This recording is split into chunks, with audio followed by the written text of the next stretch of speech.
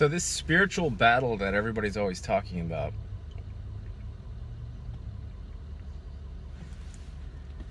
the easiest way to break it down or to understand it is that it's between light and dark. It's between good and evil.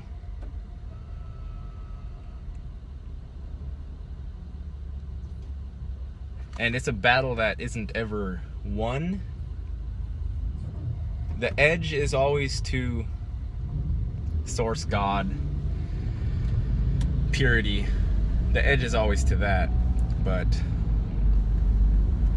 if that ever completely wins, then there's no more experience. There's only wholeness and non-differentiation, non-individuation. And in that respect, no way to see anything. If it's all wholeness, then there's no differentiation, there's just eternity. And that's already known. That space or state is already known. That's just the isness that's behind everything.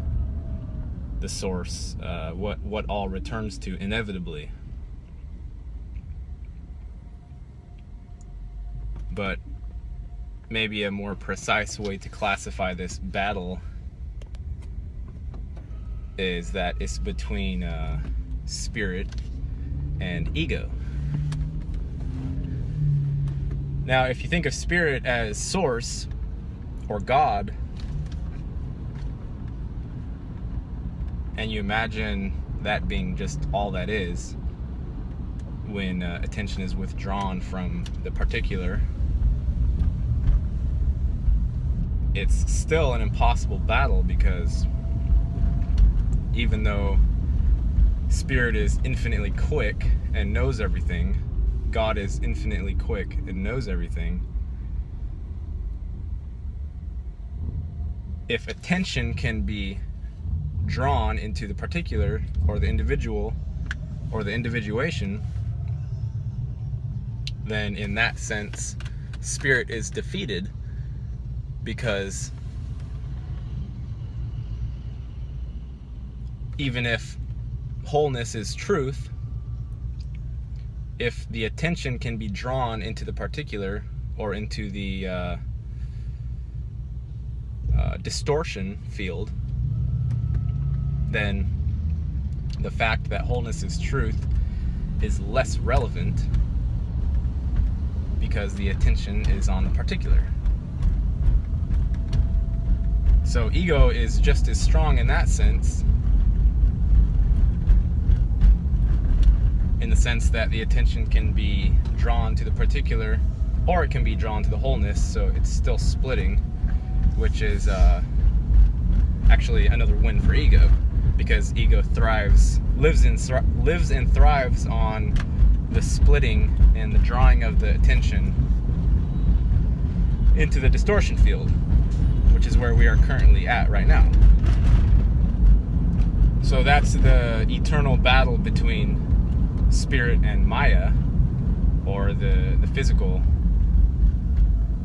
and that's just what has been happening for all of eternity, and what most likely will continue to happen for all of eternity. As Alan Watts said, it's not a 50-50 split, it's more in favor of goodness. He said something like two-thirds spirit source, 1/3 ego. But from this perspective that we're in, it appears 99.999% ego and the remaining percentage source, because that's the amount of distortion that we've compressed into in this realm. So what we're doing here as spirit or source conduits is we're remembering, re-realizing where our power lays or lies, which is in spirit. And that's why we feel uncomfortable here or out of place, because we are not predominantly ego. We are partially ego, but predominantly spirit. And there are also entities that are predominantly ego. and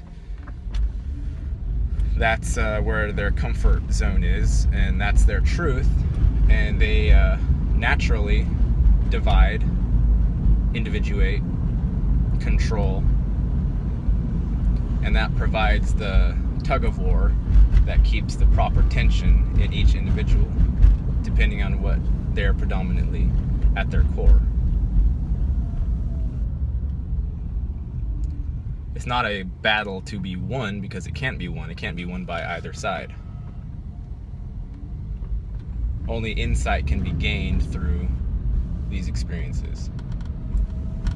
And suffering is the main tool here to provide us that insight.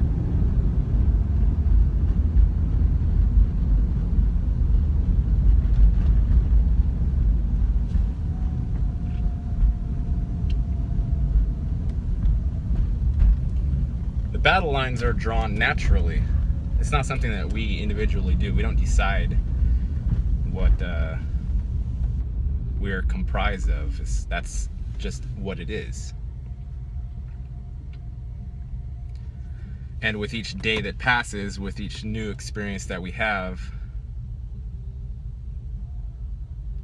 we sway one way or the other, and we pull the whole etheric field in our direction, in whichever way that manifests itself through us. It happens naturally. And we also have freedom in making mistakes, because at this level we are very distorted and limited, and we don't know exactly the path, which also provides spontaneity and the unknown, and the possibility for grace to come in, which is essentially us saying, I've had enough. I've had enough of this, whatever this realm is, and it's becoming overbearing, and I don't know what to do with it anymore. It provides the possibility for surrender.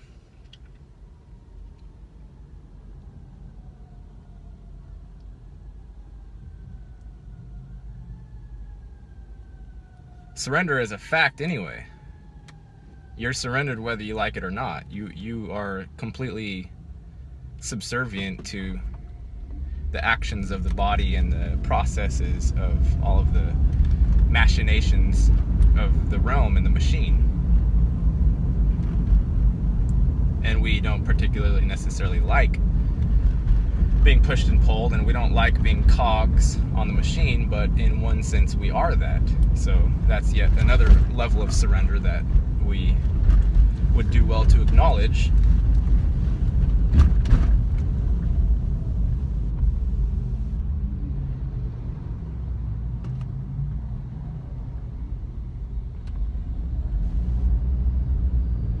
And there is a very large component of forgiveness that is inherently necessary.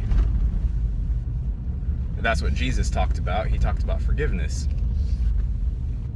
And it's a forgiveness across the board. It's not just, I did a bad thing that's bad according to my personal morality. It's forgiveness across the board. So we're not getting constantly stuck in resistance and resentments and bitterness, which is a natural result from this compression. Because the more we allow this internal resistance, the more we allow this bitterness to envelop us, that's the conduit through which the mouth, or Wetiko, AI parasite, archontic influence manifests itself through us. That's its food.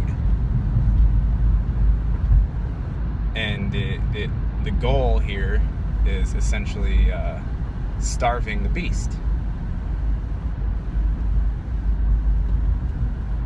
And it is game. Overall, it's game. Even Einstein, I think, was the one that said energy is neither created nor destroyed, just in how it manifests through the creation of objects seemingly permanent objects, it looks like there is the possibility for permanence, but that's part of the illusion. There is no permanence anywhere. The only permanence is change itself. Just some thoughts. Hope everyone's doing well. Take care. Bye.